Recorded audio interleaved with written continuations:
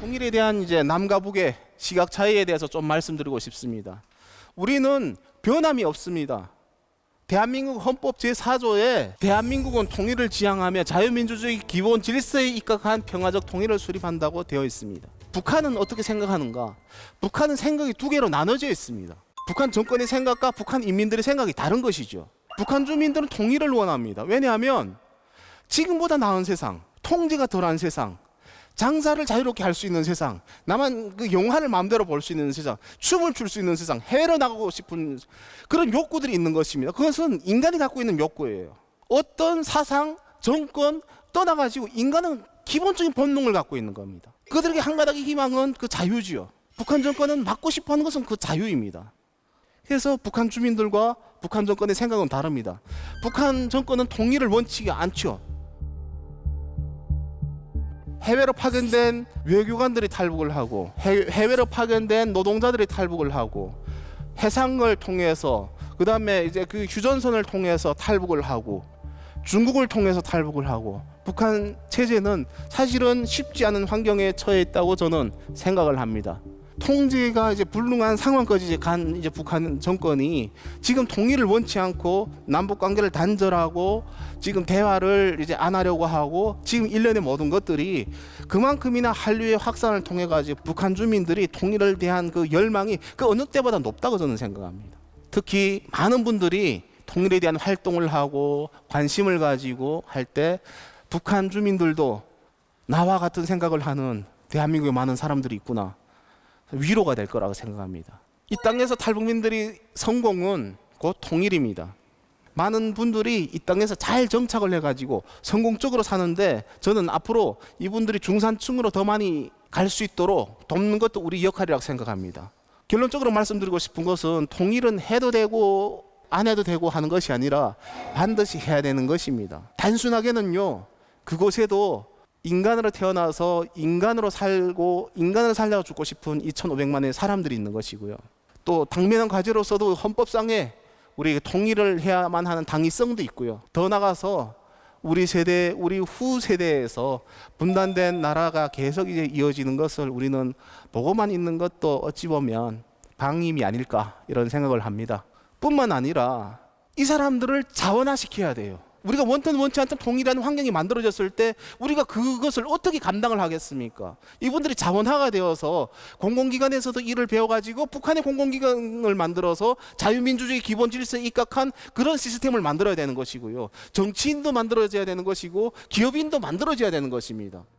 어찌 보면 나의 뭐 작은 것을 나누는 것이 될 수도 있고 어찌 보면 생각의 전환을 통해 가지고 우리가 그때를 위한 투자일 수도 있습니다만 많은 분들의 생각이 함께 하나로 이제 이어질 때 우리가 원하는 통일, 더 나가서 통일 이후의 통합까지도 우리는 만들 수 있다고 저는 생각합니다. 이 시간 함께 할 수 있어서 다시 한번 감사드리고 오늘을 또 통해서 통일을 향한 동지들이 되었으면 좋겠습니다. 고맙습니다.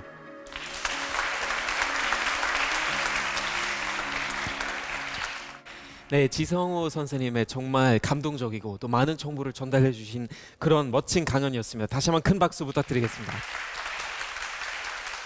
저도 정말 너무나 잘 들었고요. 이제 대한민국 와서 국회의원까지 하셨는데 독일은 통일되고 나서 저희 동독 출신 총리도 있었잖아요. 메르켈 총리도 동독 출신이었으니까 언젠간 우리가 평화 통일을 이루고 나서 또 언젠간 북한 출신 대통령 또 한번 맞이할 수 있지 않을까 그런 기대감도 가지게 되는 것 같습니다. 자, 그러면 우리 청중분들도 궁금하신 게 많으실 텐데 질문 좀 받아보겠습니다. 안녕하세요. 저도 대학생인데요. 북한 이탈 주민으로 정착하면서 살아가시면서 어떤 점이 가장 힘드셨는지와 또 사람마다 고충은 다르겠지만 보통 북한 이탈 주민들이 어떤 점을 가장 힘들어하는지가 궁금했습니다. 사실은 굉장히 마음이 아픈 부분인데요. 언어가 같죠. 그런데 이게 사투리가 다릅니다. 그로 인해 가지고 받는 충격이 굉장히 크죠. 현장에서 이야기 들어보니까 탈북자인데 자기는 조선족이래요. 그 이유가 탈북자라고 하면 편견이 있대요. 그래 차라리 조선족이라고 하는 것이 더 편하다. 그러니까 언어로부터 오는 그 어려움이 있는데, 또 저 같은 경우는 금방 왔을 때 컴퓨터를 배우면서 학원 다니면서 저녁에 포장마차를 했어요. 근데 여기는 포장마차를 해도 상권이 다 돼 있다 보니까 어디서 왔냐 이러는 거예요. 그래서 북한에서 넘어왔다니까 좀 충격을 받았죠. 그러면서 우리도 먹고 살기 힘든데, 그러니까 뭐 어떤 부분이든지 삐비고 들어갈 수 있는 비빌 언덕이 없는 거죠. 저는 대학생 최갈진성입니다. 북한 이탈 주민으로는 처음으로 이제 비례의원으로 활동하셨는데 북한 이탈 주민들을 위한 정책이 존재하는지? 우리의 정책은 너무 잘 돼 있습니다. 현실에 있어서는 조금 개선해야 될 점들이 있습니다. 그것이 뭐냐면요, 심리에 대한 트라우마에 대한 치료가 좀 먼저 돼야 된다. 어린 나이에 처형을 당하는 걸 봤어요. 근데 본인이 원치 않는데, 저 같은 경우도 13살 때 이제 할머니가 굶어서 한 집안에 살다가 죽었어요. 14살에 팔다리가 화물열차에서 떨어져가지고 팔다리가 잘렸는데 항생제 마취제가 없이 눈 뜨고 4시간 동안 수술을 했어요. 생존에 남았어요. 그러니까 이런 트라우마를 지성호도 갖고 있는 거예요. 또 중국에 살고 있는 탈북 여성들은 원치 않는 결혼을 하게 됩니다. 트라우마에 대한 치료가 먼저 선행이 돼야 된다. 에피소드입니다만 모든 국회의원의 그 이야기는 기록을 합니다. 근데 그 기록하는 그 과에서 이제 저희 의원실로 전화 온 거죠.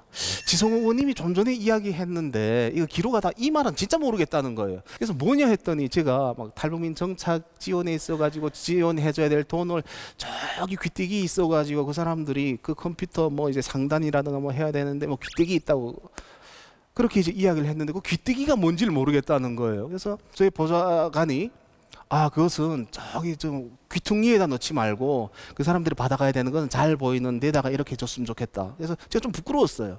근데 또 이 친구가 하는 이야기가 뭐냐면요, 의원님 잘 됐어요. 통일되려면 우리도 북한 사투리도 알아야 되고 하니까 그분들은 기본적으로 대한민국 국회니까 알아야 되지 않겠습니까? 근데 그 이야기를 한 친구가 탈북민 출신의 보좌진이었어요. 근데 이제 그것도 좋지만 저도 이제 좀 변화를 줘야 되겠다. 그래서 언어 이런 톤이라든가 이런 것도 조금 연습을 했는데 그런 점이 있었습니다. 언어의 장벽, 확실히 그런 부분들이 있을 것 같고, 또 자별에 대한 얘기도 해주셨는데, 사실 저희 독일 사람들도 통일되고 나서도 서독하고 동독 서로 아직도 약간 그런 차별하는 마음을 가지는 사람들이 굉장히 많았으니까 이건 정말 시간이 해결해 주겠지만 그만큼 저희도 관심 많이 가지고 또 서로에 대해서 더 많이 교류하고 또 소통해야 되는 그런 문제인 것 같습니다. 오늘 정말 너무나 감동적이고 또 개인적으로 정말 생생한 이야기를 들려주신 지성호님을 위해서 다시 한번 큰 박수 부탁드리겠습니다. 고맙습니다. 네, 소통의 광장, 소중한 통일의 광장. 오늘도 저희가 흥미로운 이야기를 들었는데요.